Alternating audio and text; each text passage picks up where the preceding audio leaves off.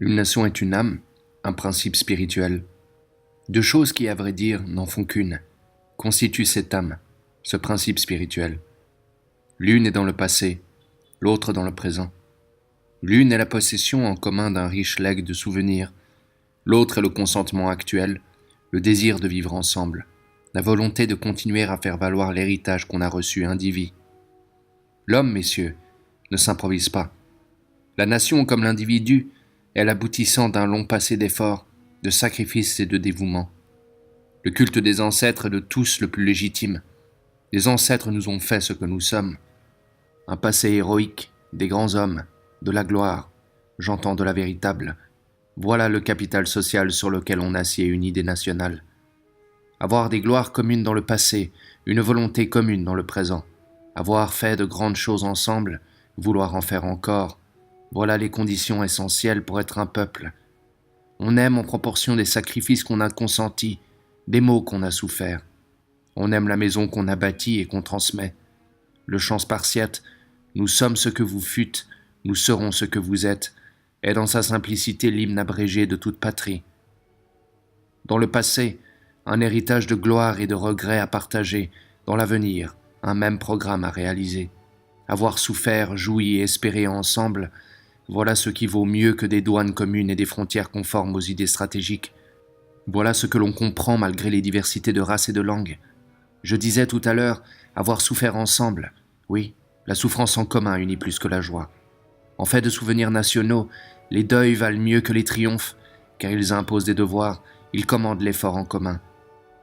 Une nation est donc une grande solidarité, constituée par le sentiment des sacrifices qu'on a faits et de ceux qu'on est disposé à faire encore.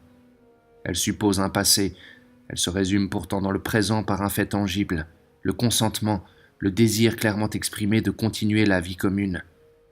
L'existence d'une nation est, pardonnez-moi cette métaphore, un plébiscite de tous les jours, comme l'existence de l'individu est une affirmation perpétuelle de vie. Oh, je le sais, cela est moins métaphysique que le droit divin, moins brutal que le droit prétendu historique.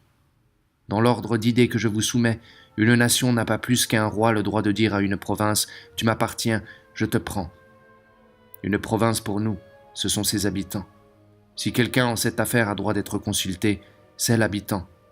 Une nation n'a jamais un véritable intérêt à s'annexer ou à retenir un pays malgré lui. Le vœu des nations est, en définitive, le seul critérium légitime, celui auquel il faut toujours en revenir. Nous avons chassé de la politique les abstractions métaphysiques et théologiques. Que reste-t-il après cela? Il reste l'homme, ses désirs, ses besoins.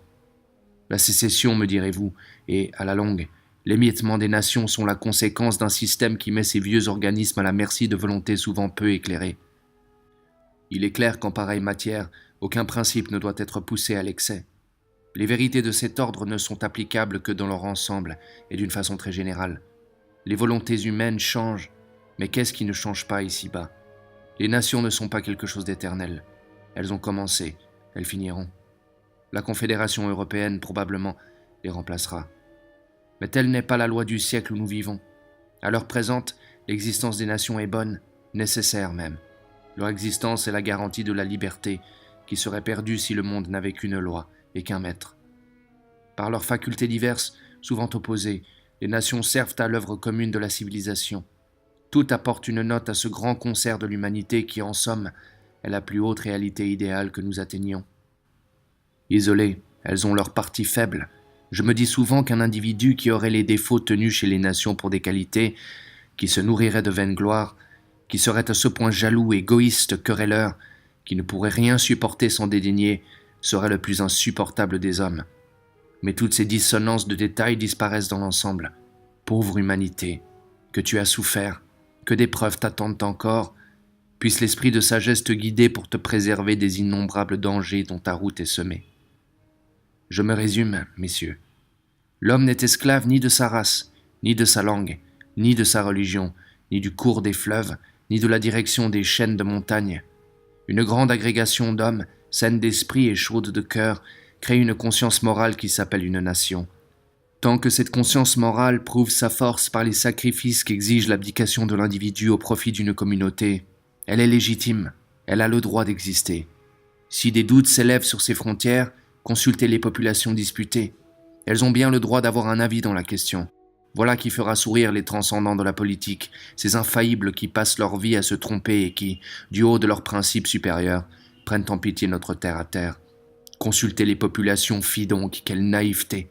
Voilà bien ces chétives idées françaises qui prétendent remplacer la diplomatie et la guerre par des moyens d'une simplicité enfantine. Attendons, messieurs. Laissons passer le règne des transcendants. Sachons subir le dédain des forts. Peut-être, après bien des tâtonnements infructueux, reviendra-t-on à nos modestes solutions empiriques. Le moyen d'avoir raison dans l'avenir est, à certaines heures, de savoir se résigner à être démodé.